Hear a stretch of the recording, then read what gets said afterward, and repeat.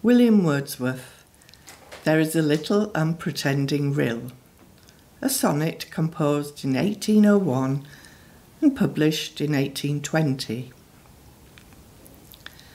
There is a little unpretending rill of limpid water, humbler fair than aught that ever among men or naiads sought notice of name. It quivers down the hill, furrowing its shallow way with dubious will.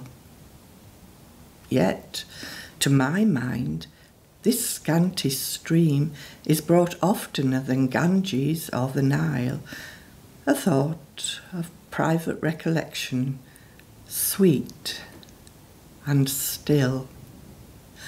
Months perish with their moons, year treads on year, but faithful Emma, though with me can say that while 10,000 pleasures disappear, and flies their memory fast almost as they, the immortal spirit of one happy day lingers beside that rill, in vision clear.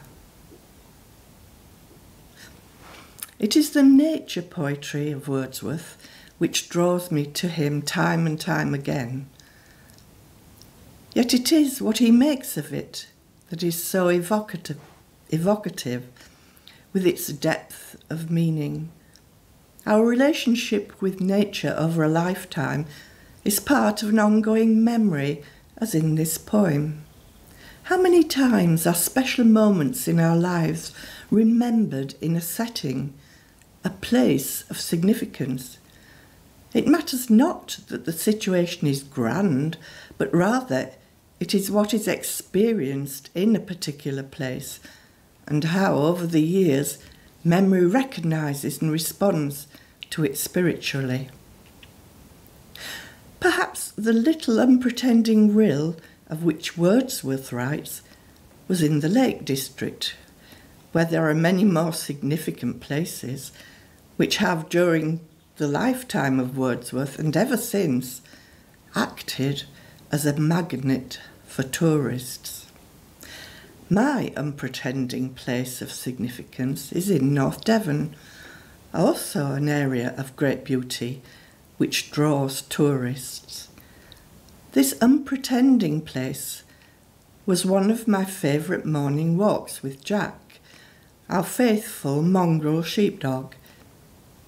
It was close by a river, edged with scrubland and a vague path that never dried out.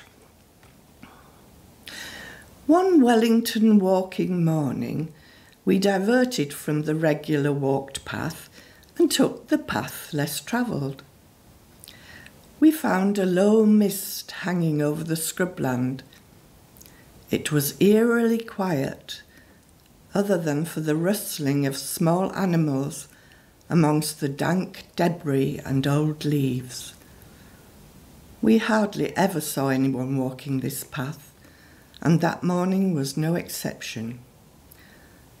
Jack had been damaged as a small puppy before he came to us, so he didn't move very quickly as arthritis took hold in his old age.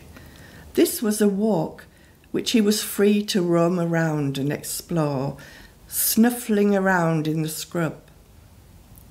We were never in a hurry during our morning walks, giving me lots of time just to look around me, breathe slowly and deeply.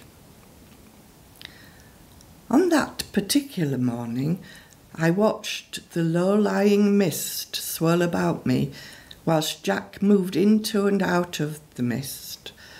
The light seemed to keep changing around me, 1 minute dull yellow and the next grey, but always damp. 1 minute the nettles edging the path were clear and green, the next minute they were gone.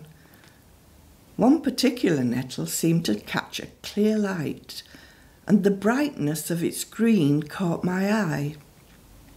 On one perfect leaf was a perfect drop of water, clean, clear and whole. I watched and was caught up in that drop's wholeness for what seemed a long time.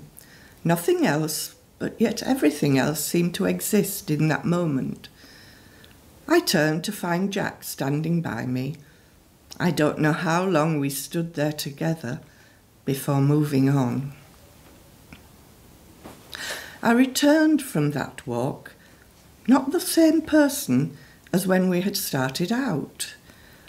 The memory of what must seem to others an insignificant moment happening in an unpretending place was what Wordsworth wrote of.